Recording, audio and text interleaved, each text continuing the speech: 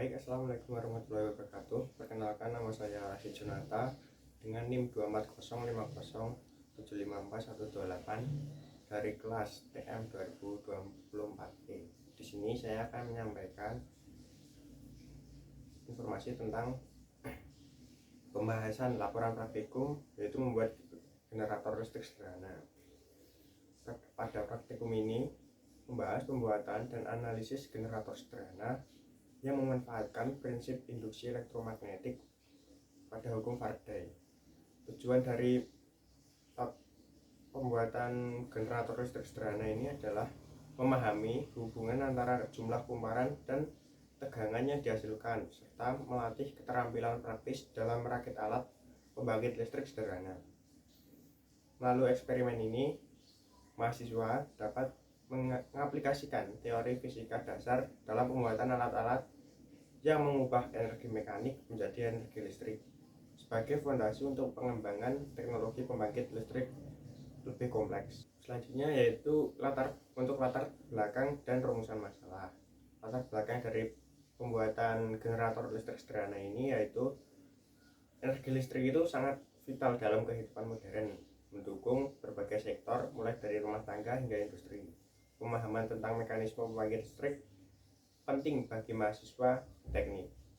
Untuk rumusan masalahnya yaitu yang pertama adalah cara pembuatan generator listrik sederhana dengan kumparan dan magnet permanen.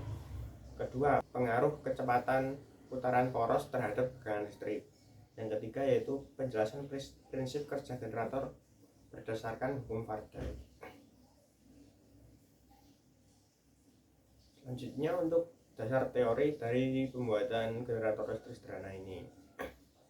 Yang pertama itu ada arus dan tegangan listrik. Arus listrik adalah aliran muatan elektron yang dipicu oleh beda potensial atau tegangan. Sedangkan tegangan mendorong elektron mengalir melalui konduktor diukur dengan voltmeter atau diukur dengan volt. Yang kedua, kan kita ngomong tentang hukum Faraday. Nah, apa sih hukum Faraday itu? Hukum Faraday itu berbunyi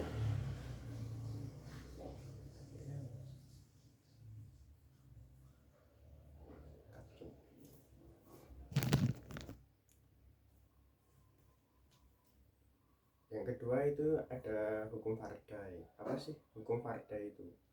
Hukum Faraday ini berbunyi gaya gerak listrik induksi berbanding lurus dengan laju perubahan flux magnetik yang menembus kumparan. Prinsip ini menjadi dasar kerja generator listrik. Nah, pada intinya listrik akan terinduksi atau muncul ketika medan magnet berubah atau kuat atau arah. Yang kedua, kumparan bergerak dalam medan magnet atau sebaliknya. Yang ketiga yaitu magnet digerakkan melewati kumparan. Nah, pada praktikum kali ini saya menggunakan prinsip yang ketiga yaitu magnet digerakkan melewati kumparan. Selanjutnya itu dasar teori induksi elektromagnetik dan hukum Lenz. Induksi elektromagnetik adalah perubahan flux magnetik pada kumparan yang menghasilkan gaya gerak listrik induksi yang memicu arus listrik. Sedangkan hukum Lenz yaitu arus induksi menentang perubahan flux magnetik. Penyebabnya menjaga konversi energi dalam sistem. Nah, kali ini kan akan membuat generator listrik sederhana. Prinsip kerja dan jenis generator itu ada dua, yaitu generator AC dan generator DC.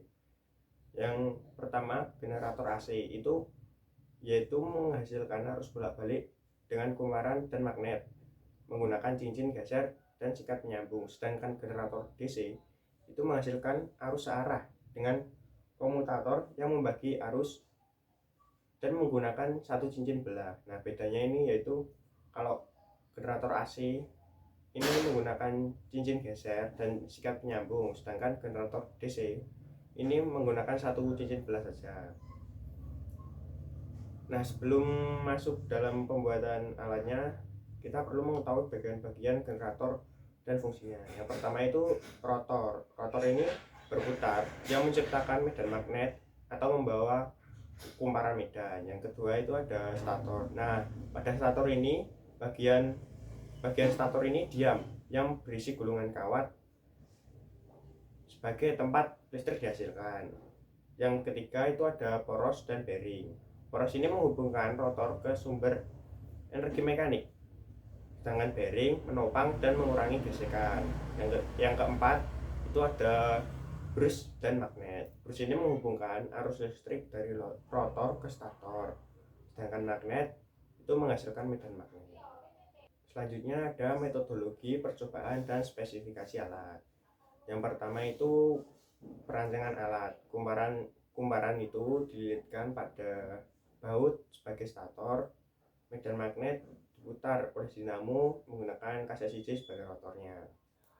Nah, untuk spesifikasi alatnya, yang pertama itu ada kawat tembaga. Di sini saya menggunakan kawat tembaga diameter 0,8 mm. Yang kedua, magnet permanen dengan jumlah 4 buah. Yang ketiga itu ada baut, ring, dan mur ukuran 8 mm. Itu sebagai tempat lilitan dari kawat tembaganya tersebut.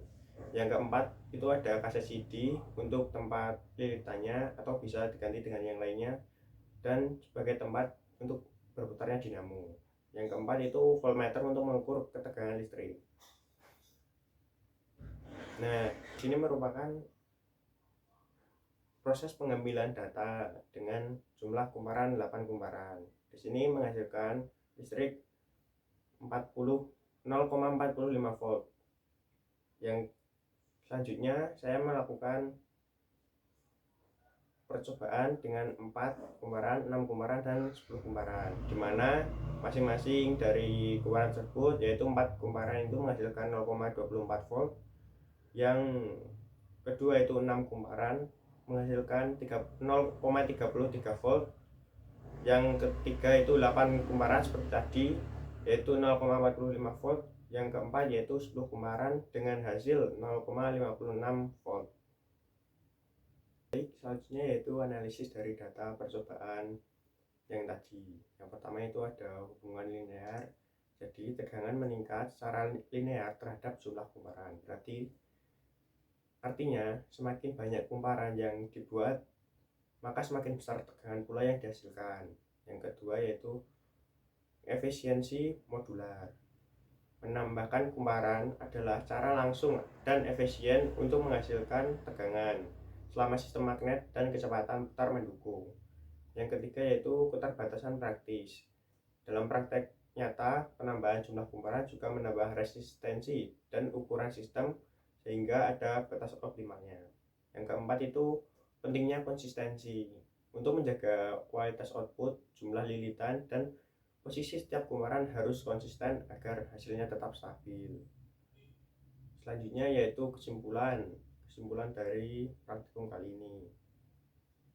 Tegangan listrik yang dihasilkan oleh generator sederhana meningkat sebanding dengan jumlah kumparan selama semua variabel lain tetap. Hal ini sesuai dengan hukum Faraday, yaitu yang menyatakan bahwa gerak listrik magnet yang diinduksi berbanding lurus dengan jumlah lilitan dan perubahan flux magnetik. Yang selanjutnya yaitu faktor eksternal yang memengaruhi hasil dari percobaan kali ini. Yang pertama itu ada kecepatan putaran piringan. Kecepatan yang tidak sepenuhnya konstan dapat mempengaruhi seberapa cepat flux magnetik berubah terhadap waktu. Yang kedua itu ada kekuatan dan kestabilan medan magnet. Medan magnet ini kalau kurang kuat atau tidak merata akan mengurangi jumlah flux magnetik yang dipotong oleh lilitan. Yang ketiga itu kualitas sambungan kawat. Apabila sambungan kawatnya kurang baik, dapat meningkatkan hambatan listrik dan mengurangi efisiensi penghantaran listrik. Yang keempat, hambatan kawat tembaga. Walaupun kecil, resistensi kawat tetap menyebabkan sebagian energi listrik terbuang sebagai panas. Nah, untuk mengatasi hal tersebut, berikut adalah saran-sarannya, yaitu yang pertama, menggunakan magnet yang lebih kuat dan stabil. Penggunaan medan magnet yang lebih besar dan stabil akan meningkatkan perubahan flux magnetik yang terjadi saat piringan berputar. Hal ini secara langsung akan memperbesar gaya gerak listrik atau GGL induksi yang dihasilkan, sehingga tegangan listrik yang terukur menjadi lebih signifikan dan konsisten. Yang kedua itu menjaga kecepatan putaran piringan CD secara konstan.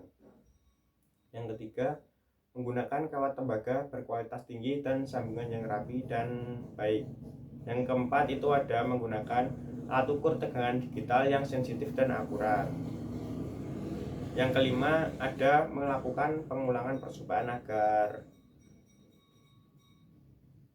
memastikan konsistensi hasilnya. Dengan demikian dapat dilakukan analisis data statistik sederhana untuk mengidentifikasi adanya anomali atau mengurangi kemungkinan kesalahan eksperimen dan memperkuat validitas kesimpulan yang dihasilkan dalam percobaan. Sekian penjelasan dari saya. Bila ada kurangnya mohon maaf. Wassalamualaikum warahmatullahi wabarakatuh.